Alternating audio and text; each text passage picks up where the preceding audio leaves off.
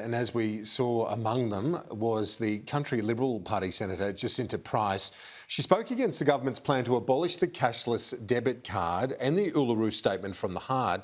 Jacinta Price joined me in the studio a short time ago. I began asking her about that maiden speech and how it felt to have it done there in the Senate. It feels amazing. I wanted to take the opportunity to really outline the reason why I've taken this path. And the very real circumstances, the reality of the situation in remote communities, in the Northern Territory, and the fact that I am a strong believer of actually addressing the issues we face with complete honesty. I've been I'm absolutely over the virtue signalling, woke behaviour, the divisiveness.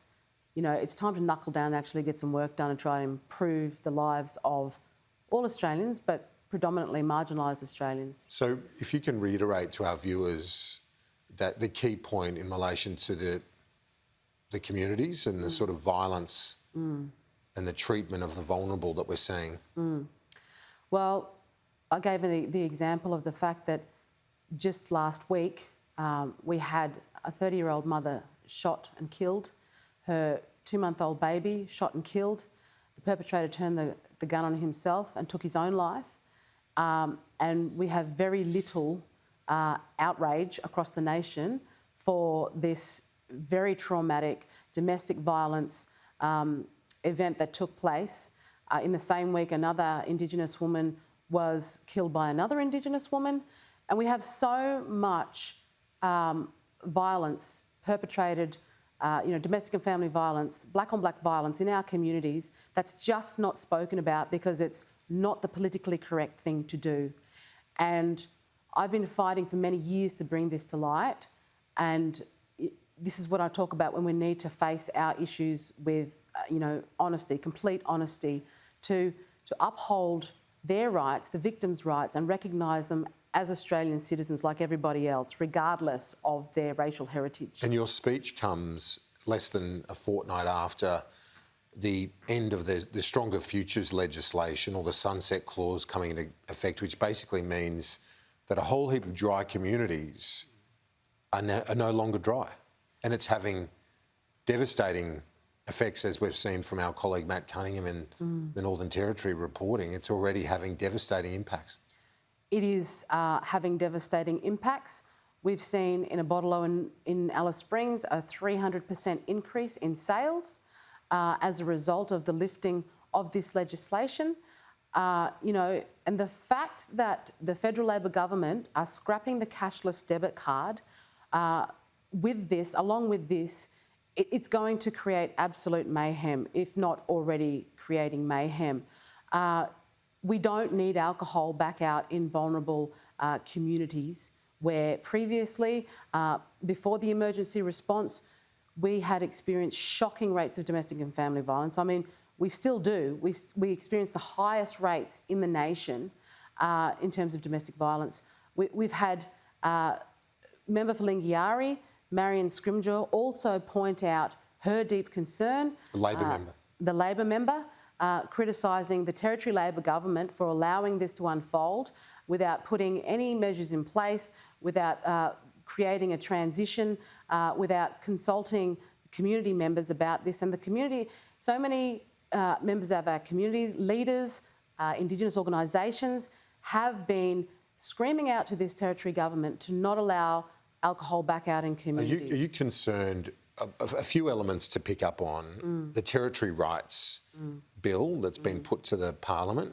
If that is successful, are you worried that would then prevent a Commonwealth government from taking necessary measures in the Northern Territory where they might see fit? Like, as you said, Marion Scrimgeour pointed out, there was no transition in place off the back of the ending of those dry communities, and then mayhem ensues.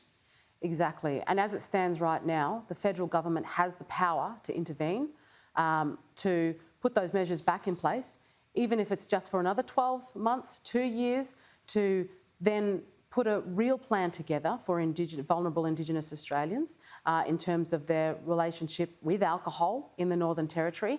They have the power to do that. But if this bill passes, then federally we don't have the power to do that. The minister, I spoke to her yesterday, the social services minister, and put to her, in relation to the cashless debit card, which you touched on, if you remove it, are you worried about an influx of alcohol consumption? And she said there's no evidence to suggest that the CDC, as it's called, the cashless debit card, has seen a reduction in alcohol consumption and related violence. What do you say to that? Well, I would like to ask the minister who she has spoken to within remote communities, because the conversations I'm having on the ground with community members directly affected, with vulnerable Indigenous women, about the fact that they are really scared and concerned that the removal of that card will mean that their family members can gain access to all of their income now. So they're worried that they're not going to be able to feed their own kids.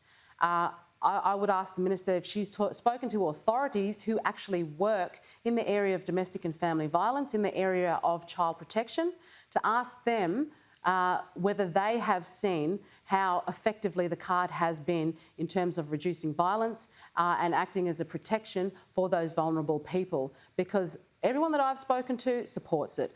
It was put in place because communities asked for it in the first place.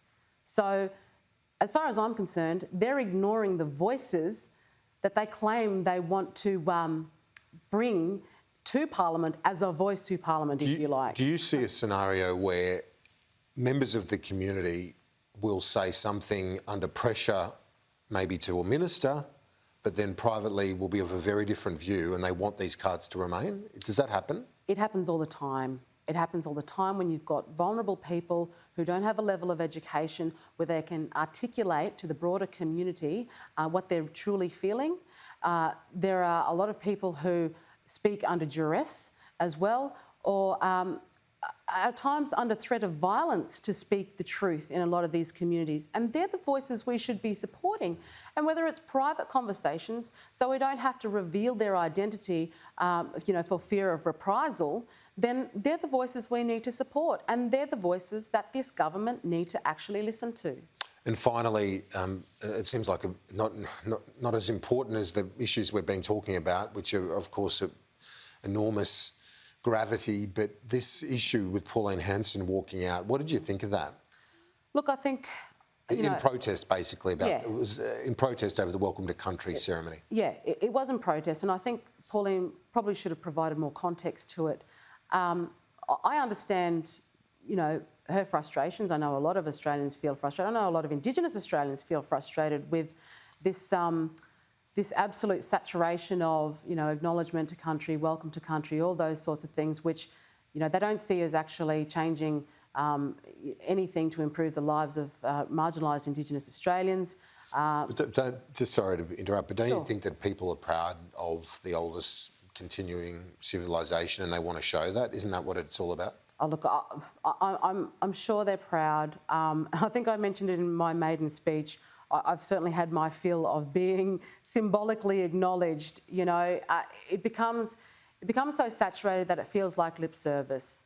To me, it's about action and not words.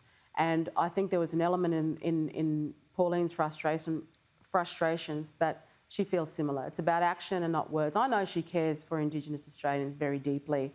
I know I've been with her when she's engaged with Indigenous Australians, and there's many Indigenous Australians that in fact support her as well. And look, let's not pretend as though our Senator Lydia Thorpe doesn't behave in similar ways in the chambers. Everyone, it's a democratic, situation we're all part of, and people can express their views as they believe, if they like, and again, I'm about action, I'm not about lip service. Senator Jacinta Price, congratulations once again, and appreciate your time today. Thanks. Thank you for having me.